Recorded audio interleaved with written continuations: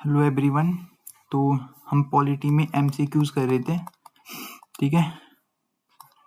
तो आज का हमारा चौथा लेक्चर है एमसीक्यूज पे, जो कि हर एग्जाम के लिए ऑफकोर्स रेलिवेंट है, क्योंकि इसमें बेसिक लेवल से हमने काफ़ी मतलब वो एनडीए, सीडीएस और सीएपीएफ असिस्टेंट कमांडेंट लेवल तक के क्वेश्चंस पूछे हैं, ठीक है।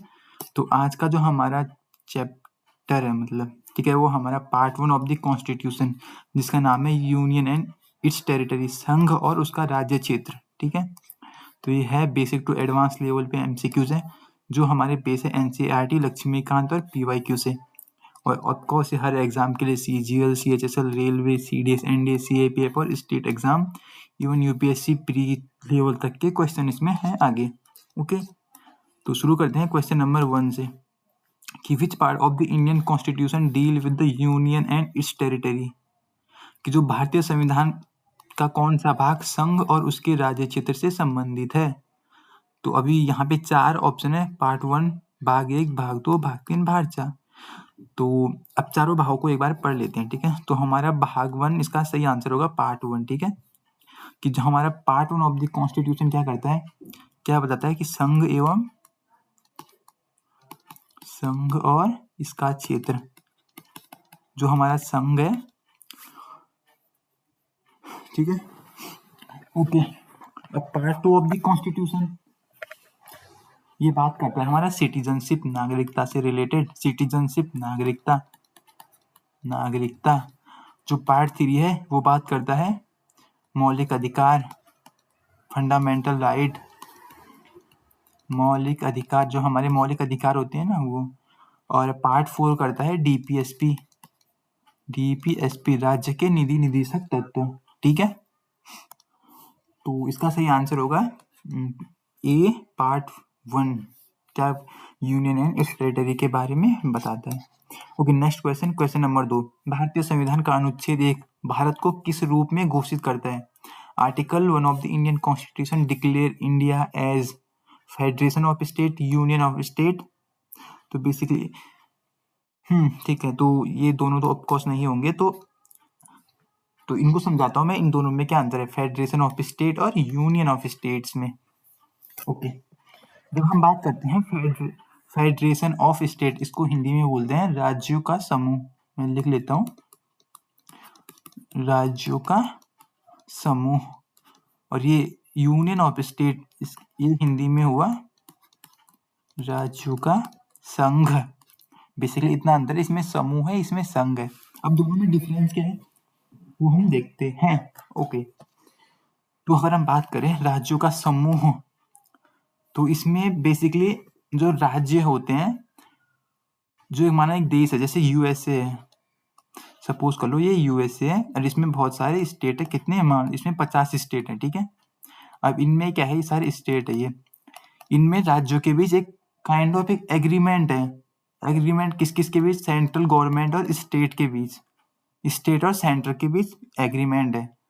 तो ये हाँ, तो इनके एग्रीमेंट का बेसिकली बोल सकते हैं हम, क्या बोल सकते हैं इसको, हाँ। तो जो राज्यों का समूह है इसमें कोई एग्रीमेंट नहीं है, इसमें जो राज्य है उनसे मिलकर एक देश बना है।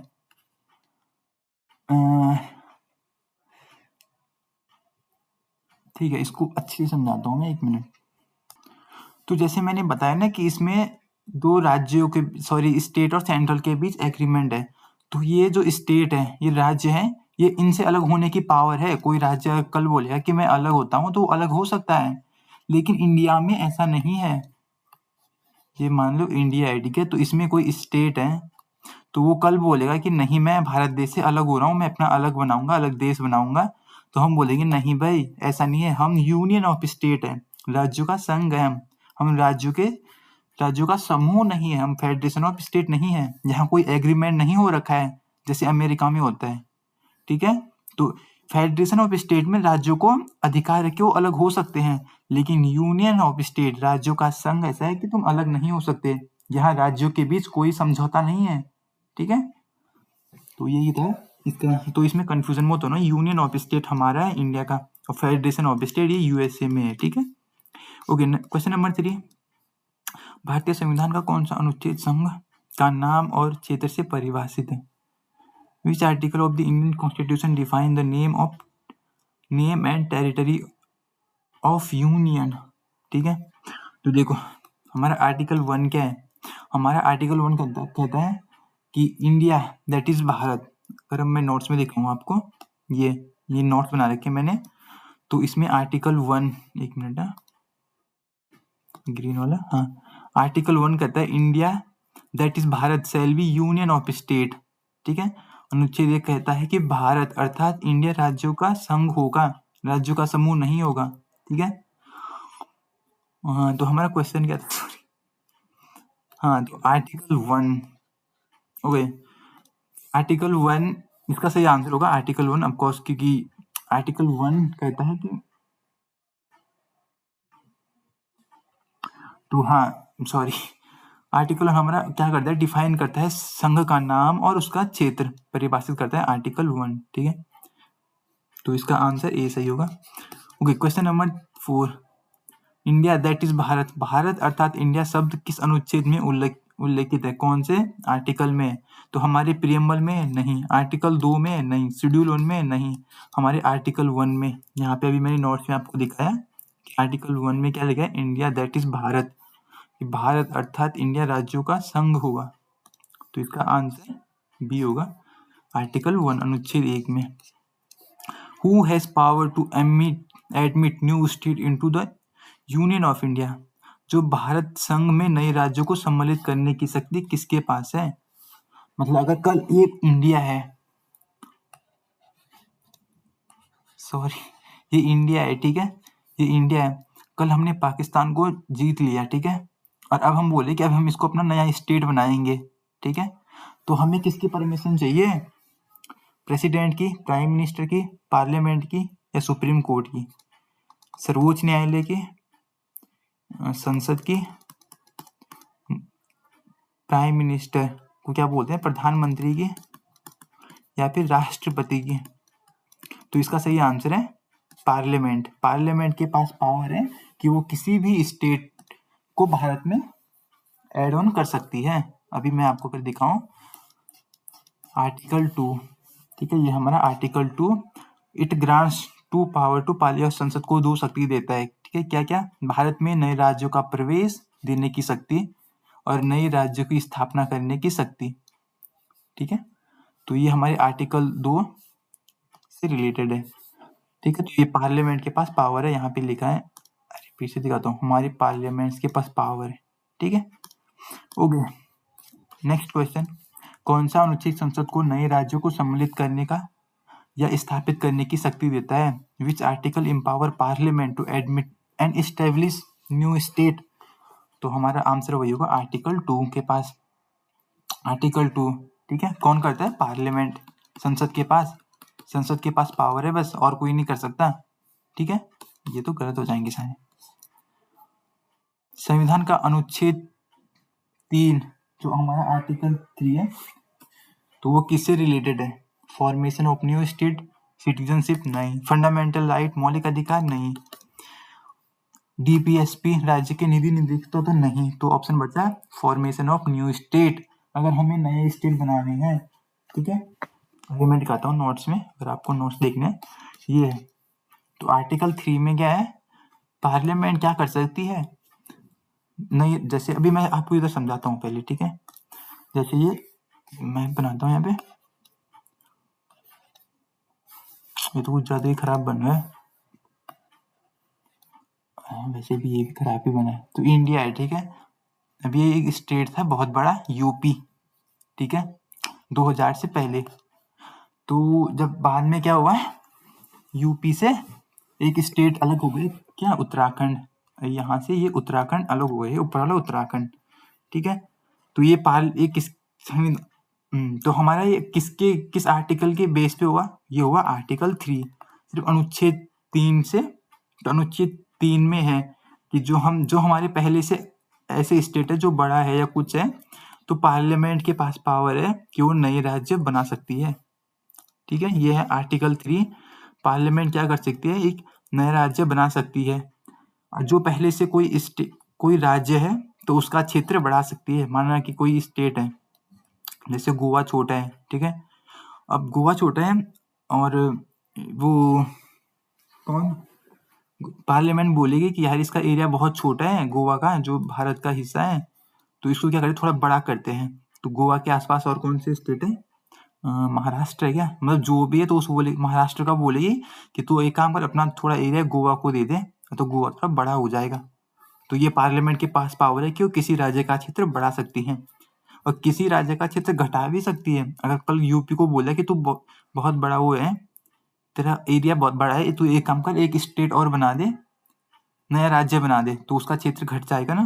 तो ये पार्लियामेंट के पास पावर है। एक और राज्य की सीमा भी बदल सकती है पार्लियामेंट, और किसी राज्य का नाम भी बदल सकती है। तो ये आर्टिकल 3 में है सब, ठीक है। ये 5 काम, 1 2 3 4 5 काम कर सकती है। यहाँ पे शॉर्टकट है FIDAN। एक नया स्टेट फॉर्म कर सकती है, इंक्रीज कर सकती है, डिक्रीज कर सकती है, बाउंड्री ऑल्टर कर सकती है और नेम चेंज कर सकती है, ठीक है। आर्टिकल 3 में कौन, पार्लियामेंट, संसद के पास, ठीक है। संसद के पास भारत की राजनीतिक नक्शा अपनी इच्छा अनुसार पुनः तैयार करने की शक्ति है। ओके, ठीक है। Next question, question number 8। अनुच्छेद 3 के अंतर्गत विधेयक प्रस्तुत करने से पहले राष्ट्रपति को, ठीक है, अब इसको समझते हैं।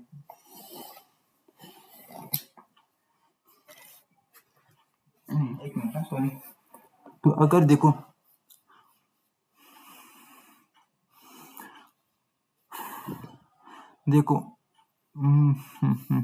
ओके, हम जाते हैं नोट्स में। अब यहाँ पे देखते हैं, देखो अगर हम अनुच्छेद तहत के अंदर कोई भी वो कर रहे हैं, अमेंडमेंट कर रहे हैं, मतलब अमेंडमेंट तो नहीं बोलेंगे इसको, मतलब कुछ भी कर रहे हैं, ठीक है, तो हमें पहले प्रियर रिकमेंडेशन ऑफ प्रेसिडेंट चाहिए। पहले हमें राष्ट्रपति की रिकमेंडेशन चाहिए, उसके बाद राष्ट्रपति क्या करेगा, जो बिल है, ठीक है, जो पार्लियामेंट में बिल आया है किसी स्टेट को का एरिया छोटा बड़ा या कुछ करने को, किसी स्टेट को मतलब उससे इसमें कुछ चेंज करने को, ठीक है, जो बिल आया है, तो पहले तो राष्ट्रपति से रिकमेंडेशन चाहिए, ठीक है। उसके बाद विधेयक को, जो जिस राज्य का हमें बाउंड्री चेंज करनी है या उसमें कुछ चेंज करना है, तो वहां के विधानसभा के पास वो बिल भेजेगी राष्ट्रपति, ठीक है। ठीक है, तो वहां के, मानो मैं समझाता हूँ, जैसे ये यूपी था बड़ा, ठीक है, ठीक है, इसे हमने उत्तराखंड अलग किया, तब तक किया नहीं है मान लो, ठीक है। तो ये पार्लियामेंट है, ठीक है, ये दिल्ली में पार्लियामेंट है, यहाँ पे बिल आया कि हमें यूपी को बड़ा है तो इसको एक अलग स्टेट बनाना है, उत्तराखंड। तो पहले राष्ट्रपति की रिकमेंडेशन चाहिए, ये हमारे प्रेसिडेंट है, ठीक है, इनकी रिकमेंडेशन चाहिए पहले। अब ये क्या करेंगे, यहाँ से इस बिल को भेजेंगे, जो यहाँ यूपी में विधानसभा है, ये विधानसभा है, यहाँ भेजेगी और बोलेगी कि हम तुम्हारे, जो तुम्हारा एरिया है यूपी, इसको ये बड़ा है तो हम यहाँ से उत्तराखंड अलग बना रहे हैं भाई, एक नया स्टेट बना रहे हैं, ठीक है। ये प्रेसिडेंट विधानसभा में भेजेगा।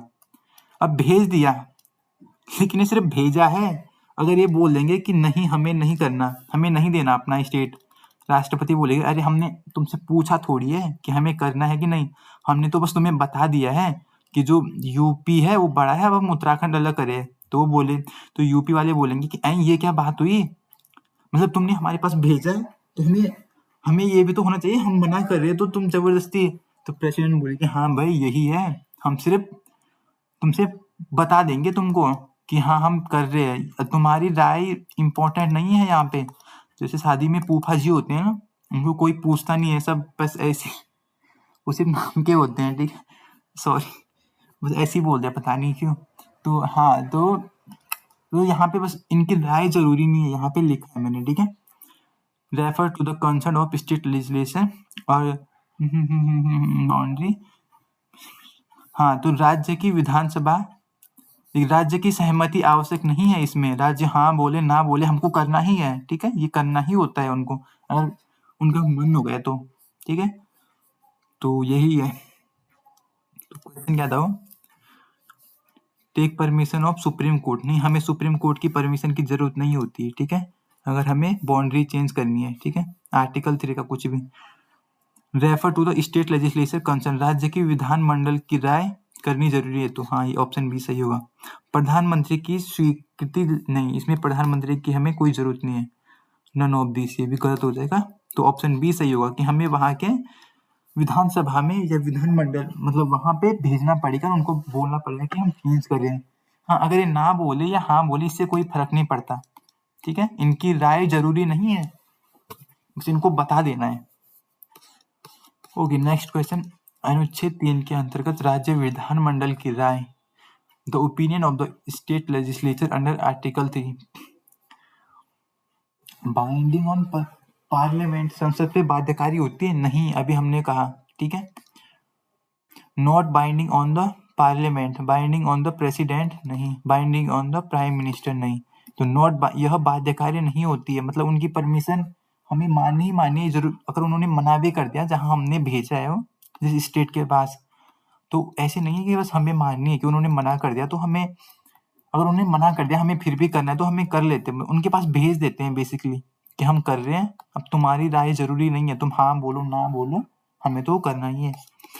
ओके नेक्स्ट क्वेश्चन, मौजूदा राज्य की सीमाओं को बदलने की शक्ति किसके पास है? The power of alter boundaries और एग्जिस्टिंग स्टेट, प्रेसिडेंट के पास नहीं, प्राइम मिनिस्टर नहीं, सुप्रीम कोर्ट नहीं, तो हमारी संसद के पास, संसद के पास पावर है किसी राज्य की सीमा को बदलने की। देखो ऑल्टर द बाउंड्रीज, अभी हमने नोट्स में यहाँ देखा था, ऑल्टर द बाउंड्रीज कहाँ है, alter the boundaries of any state, किसके पास, पार्लियामेंट। ओके नेक्स्ट क्वेश्चन, निम्नलिखित में से किस परिवर्तन के लिए संविधान संशोधन की आवश्यकता नहीं होती? हमें संविधान संशोधन की आवश्यकता किस चीज के लिए नहीं है?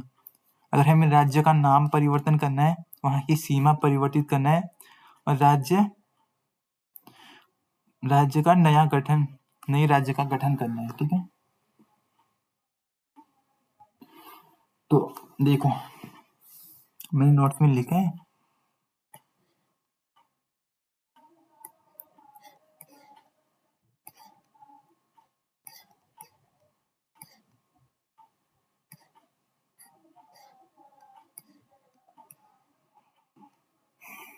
ठीक है, अभी सॉरी, हाँ ये तो आर्टिकल 4 ही है ना हमारा, सॉरी मैंने इतना ध्यान, ठीक है, तो हमारा आर्टिकल, हाँ तो इसका आंसर बेसिकली होगा नन ऑफ दोज, इनमें से किसी के लिए भी हमारे संविधान संशोधन की आवश्यकता नहीं होती, ठीक है, ये हमारे आर्टिकल 4 में लिखा है, ठीक है। आर्टिकल 4 में क्या लिखा है कि जो आर्टिकल 2 अनुच्छेद 2 और 3 में जो भी बदलाव होंगे, अनुच्छेद 2 में किसी स्टेट को संसद क्या करती है, दो सकती है, मतलब अगर कोई नए राज्य बनाना है, कोई बाहर का राज्य है, ठीक है, कोई देश हमने जीत लिया उसको ऐड करना है, या फिर जो पहले से स्टेट है उसका एरिया घटाना बढ़ाना है, अगर हमें ये सब करना है तो अनुच्छेद 4 के अंदर उन्हें संविधान संशोधन नहीं माना जाएगा, ठीक है। जो ऐसे ऐसे कानून होते हैं उन्हें साधारण विधायक द्वारा मतलब ये सिंपल मेजोरिटी से इनको पास कर देते हैं, तो इनमें संविधान संशोधन की जरूरत नहीं होती है, ठीक है, बेसिकली ये बोल रहे हैं, ठीक है, ये आर्टिकल 4 में है। नेक्स्ट क्वेश्चन, अनुच्छेद 4 के अंतर्गत राज्यों के पुनर्गठन से संबंधित कोई भी कानून संविधान संशोधन नहीं माना जाता है, ये सही है, संविधान संशोधन माना जाता है, ऐसे सॉरी माना जाता है नहीं माना जाता, तो ऑप्शन बी सही होगा। 2/3 मेजोरिटी चाहिए, नहीं, रिक्वायर प्रेसिडेंट ऑर्डिनेंस, राष्ट्रपति अध्यादेश जारी किया जा सकता है, नहीं, कुछ नहीं होगा बस, ठीक है, इसे संविधान संशोधन नहीं माना जाएगा, ये सिंपल मेजोरिटी से बस पास हो जाएगा, वहां। ओके नेक्स्ट क्वेश्चन, निम्नलिखित में से कौन सा राज्य भाषाई आधार पर बनने वाला पहला राज्य था, ठीक है, which of the following state was first to be formed on linguistic basic, option A Gujarat, B Maharashtra, C Andhra Pradesh, D Kerala, Gujarat नहीं है, महाराष्ट्र नहीं है, केरला नहीं है, तो ऑप्शन सी बचा आंध्र प्रदेश, तो आंध्र प्रदेश नोट्स में दिखेगा मगर, तो आंध्र प्रदेश यहाँ पे लिखा है कि जो आंध्र प्रदेश था फर्स्ट लिंग्विस्टिक स्टेट बना था फॉर्म ड्यू टू, भाषाई आधार पर जो पहला राज्य बना था वो बना था आंध्र प्रदेश, ठीक है। Okay, next question, which commission recommend the reorganisation of state on a linguistic base? तो अभी हमने यहाँ पे नोट्स में देखा ना, सॉरी अभी देखा नहीं है।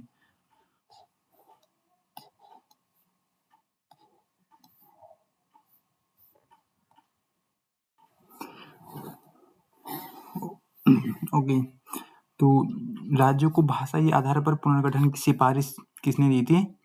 तो धार कमीशन नहीं है, जेवीपी ने, स्टेट रीऑर्गेनाइजेशन कमीशन इसको बोलते हैं, राज्य पुनर्गठन आयोग। अगर हम यहाँ देखें तो स्टेट रिकॉग्निशन एक्ट जो अंडर है फजल अली आयोग के, जिन्होंने स्वीकार किया था language as the basic of state recognition but reject the one language one state.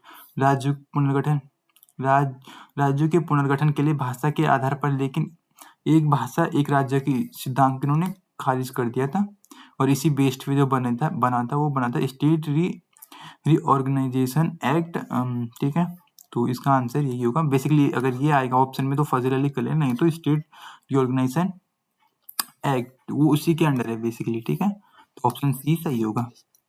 Sikkim became a full flag state of India. ठीक है, सिक्किम जो है भारत का पूर्ण राज्य कब बना?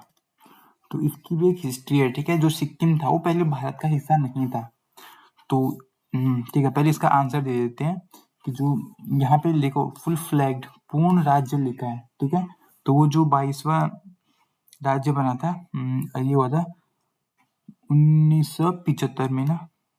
हाँ, 1975 इसका ऑप्शन सही है। ठीक है, तो इसकी हिस्ट्री जान लेते हैं। जो सिक्किम जो था वो पहले अलग एक कंट्री टाइप का था, मतलब कंट्री था। ठीक है, तो भारत जैसे इन्होंने बोला कि हम भारत में मिलना चाहते हैं। ठीक है, तो 35वां जो हुआ था संविधान संशोधन 1974 में, उसमें सिक्किम को भारत का एक सहयोगी राज्य एसोसिएट स्टेट बना दिया गया था। मतलब पूर्ण राज्य नहीं दिया था, फुल फ्लैग स्टेट नहीं दिया था। जो 35वां संविधान संशोधन 1974 में हुआ था, उसमें बस एक सहयोगी राज्य मतलब एसोसिएट स्टेट बना दिया था। लेकिन पूर्ण राज्य जो ये बना, फुल फ्लैग स्टेट बना, जो 36वां कॉन्स्टिट्यूशन संविधान संशोधन हुआ 1975 में। ठीक है, तो ये क्या बना, सिक्किम पूर्ण राज्य बन गया था। किस संशोधन अधिनियम द्वारा सिक्किम भारत का पूर्ण राज्य बना? तो अभी मैंने जो 36वां संविधान संशोधन हुआ था 1975 में, उसमें पूर्ण राज्य बना। और अगर ऐसे पूछे, इसको काट के ऐसे पूछे एसोसिएट एसोसिएट स्टेट पूछे, तो एसोसिएट स्टेट पूछे तो 35वां संविधान संशोधन 1974 में। लेकिन इसका आंसर बी होगा, 36वां संविधान संशोधन जब फुल स्टेट पूछ रहे हैं। ठीक है, the union territory of Jammu and Kashmir was created after the abolition of article 370। जो अनुच्छेद 370 हटाने के बाद जो जम्मू कश्मीर जो है केंद्र शासित प्रदेश कब बना? तो इसका आंसर है 2019 में जो जम्मू कश्मीर है उसको यूनियन टेरिटरी बना दिया गया था। ठीक है, अनुच्छेद 3 के अंतर्गत, ठीक है, नए राज्य गठन की प्रक्रिया के संबंध में निम्नलिखित में से कौन सा असत्य है, इनमें से कौन सा गलत है? ठीक है, which of the following is not true about procedure of forming a new state under article 3। तो राष्ट्रपति विधेयक, जो प्रेसिडेंट होते हैं, विधेयक को संबंधित राज्य विधानमंडल में राय हेतु भेजते हैं। The president refer bill to consult state legislature. दूसरा ऑप्शन है, दो opinion of the state binding. जो राज्य विधानमंडल की जो राय है वो संसद पे बाइंडिंग है, मतलब उन्होंने बोल दिया कि नहीं हमें स्टेट को में कुछ चेंज नहीं करना है, तो ये बाइंडिंग है, तो ये गलत हो जाएगा। ठीक है, मतलब ये सही ऑप्शन है, हमें नॉट करेक्ट बताना है। तो ये तो सही है कि राष्ट्रपति उसको वहां भेजेगा जहां जिस राज्य की बाउंड्री या कुछ भी चेंज कर रहे हैं ना, तो उस स्टेट में भेजेगा। संसद मौजूदा राज्यों का नाम और सीमा बदल सकती है। Parliament can change name and boundaries of existing state, ये भी सही है, पार्लियामेंट कर सकती है। A simple majority in parliament is sufficient to pass the bill. हाँ, तो इसके लिए सिंपल मेजोरिटी चाहिए अगर हमें किसी भी स्टेट का वो करना है, कुछ चेंज करना है उसमें, ठीक है। तो ऑप्शन ये भी सही है, फर्स्ट ए बी, सॉरी मतलब ये मतलब वैसे तो ये करेक्ट है, लेकिन हमें नॉट करेक्ट बनाते हैं, उसका आंसर बी होगा, ठीक है। ये नॉन बाइंडिंग होती है, बाइंडिंग नहीं होती है। ओके, नेक्स्ट क्वेश्चन, निम्नलिखित में से कौन सा विकल्प भारतीय संघ की प्रकृति को सबसे अच्छी तरह दर्शाता है? Which of the following best describe the nature of Indian union? It is an अरे यार मैं हिंदी में बोल देता हूँ, ये मेरे से बोला नहीं जाता। यह नष्ट न किया जाने वाला संघ है जिसमें राज्य नष्ट किए जा सकते हैं। यह नष्ट न किया जाने वाला संघ है जिसके राज्य अविनाशी है। बोथ यूनियन एंड स्टेट अविनाशी है, both union and state are दोनों विनाशी है।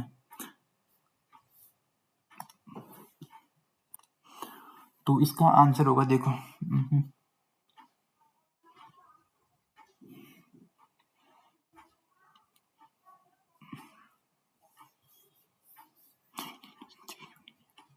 हाँ, तो इसका आंसर होगा फर्स्ट ए। वो कैसे, अभी समझाता हूँ। देखो, इट इज एन इंडस्ट, अरे यार मेरे से बोल, यह नष्ट न किया जाने वाला संघ है जिसके राज्य नष्ट की, देखो हम भारत को तो, पूरे भारत को हम वो मतलब अविनाशी है, समझ रहे हो? मतलब हम भारत का एकदम नक्शा, कैसे समझाऊं मैं, मैं स्टेट का समझा देता हूँ। मतलब इसके स्टेट क्या है, हम इसके स्टेट को चेंज कर सकते हैं ना, अगर आपको पता है। मतलब किसी स्टेट को छोटा बड़ा करना है, नाम चेंज करना है, ठीक है, तो इसके राज्य नष्ट किए जा सकते हैं। नष्ट मतलब अविनाशी राज्य, सॉरी विनाशी राज्य का अविनाशी संघ है। मतलब देश को हम कुछ नहीं कर सकते, देश को हम नहीं बांट सकते हैं दो टुकड़ों में, लेकिन हम इसके राज्य को छोटा मोटा कर सकते हैं, जैसे यूपी से उत्तराखंड अलग हुआ, तो और भी स्टेट जैसे होते हैं वैसे, ठीक है। तो इसके राज्य विनाशी है, लेकिन जो यूनियन भारत है उसके हम टुकड़े नहीं कर सकते। वो इन, अरे यार मेरे से बोल, हाँ तो समझ गए होंगे आई होप। तो नेक्स्ट क्वेश्चन है, अनुच्छेद 1 में प्रयुक्त भारत क्षेत्र की परिभाषा टेरिटरी ऑफ इंडिया इनमें से कौन सा सही है? पर consider the following statement about the expression territory of India as used in article 1। Okay, article 1, it include territory of state, union territory and other territory that may be acquired। इसमें राज्यों के क्षेत्र, केंद्र शासित प्रदेश और अन्य क्षेत्र शामिल है जिन्हें कभी भारत द्वारा अधिकृत किया जा सकता है। It is narrower concept than union of state. It include only the state of the union not the union territories। Okay, इसको समझते हैं। तो हम नोट्स में जाते हैं एक बार। देखो, जो इसको समझते हैं पहले, territory of India, territory of India में 3 चीजें आती हैं, ठीक है। कौन कौन से? ठीक है, टेरिटरी ऑफ स्टेट, जो इसमें राज्य के क्षेत्र हैं वो, जो इसमें केंद्र शासित प्रदेश है वो, और ऐसे क्षेत्र जो अभी भारत में शामिल नहीं है लेकिन भारत भविष्य में शामिल कर सकता है। माना कल पाकिस्तान के साथ वॉर हुई, हमने उनको हरा दिया और हमने पाकिस्तान को शामिल कर दिया, तो जो टेरिटरी ऑफ इंडिया है इसमें ये 3 चीजें आती हैं। तो ऑप्शन फर्स्ट तो सही हो गया। It is narrower concept than union of state, मतलब यह यूनियन ऑफ स्टेट राज्यों का संघ से कम है, लेकिन नहीं, बड़ा जो है ये टेरिटरी ऑफ इंडिया है क्योंकि इसका क्षेत्र बड़ा है। अगर हम यूनियन ऑफ इंडिया की बात करें तो इसमें ये कम एरिया कवर करता है, ठीक है। आई होप आप समझ गए होंगे। और it include only state of the union not union territory, ये भी गलत है। ऑप्शन फर्स्ट सही होगा, ओनली फर्स्ट, ठीक है। अब अगर हम नोट्स में देखें, कहाँ था, हाँ, टेरिटरी ऑफ इंडिया आर्टिकल 1, इसमें 3 आते हैं, इसमें 3 श्रेणियों में विभाजित किया गया है। टेरिटरी ऑफ स्टेट मतलब जो हमारे राज्य है उनका क्षेत्र, केंद्र शासित प्रदेश, और ऐसे क्षेत्र जो हम भविष्य में कब्जा करेंगे, तो ऐसे क्षेत्र इसमें आते हैं, ठीक है। हाँ, ये territory of India is wider expression, जो भारत का क्षेत्र है वो व्यापक अभिव्यक्ति है, किससे? भारत का संघ यूनियन ऑफ इंडिया से बड़ा है, ये बड़ा है टेरिटरी ऑफ इंडिया, क्योंकि इसमें 3 चीजें आ गई ना एक साथ, ठीक है। तो आई होप आप समझ गए होंगे। नेक्स्ट क्वेश्चन, अनुच्छेद 1 राज्यों का संघ सब क्यों प्रयुक्त किया जाता है राज्यों के महासंघ की जगह? Which of the following most accurate and why we term use union of state was use article rather than federation of state? हम राज्यों का संघ क्यों यूज करते हैं, राज्यों का समूह क्यों यूज नहीं करते? ठीक है, तो हमें ढूंढना है कि इनमें से क्यों यूज करते हैं हम। सही आंसर, क्योंकि राज्यों को आपस में समझौते द्वारा बनाया गया है, वे कभी भी अलग हो सकते हैं। Because state of India were formed mutual agreement. नहीं, जो स्टेट ऑफ इंडिया, जो इंडिया की स्टेट है वो म्यूचुअल एग्रीमेंट से नहीं बनी है, ये तो अमेरिका में बनी है, तभी तो वो अलग हो सकते हैं, तो ये तो गलत है। Because India it federation is a result ready out, क्योंकि भारतीय संघ राज्यों के बीच एक संधि का परिणाम है। नहीं, ये भी गलत है।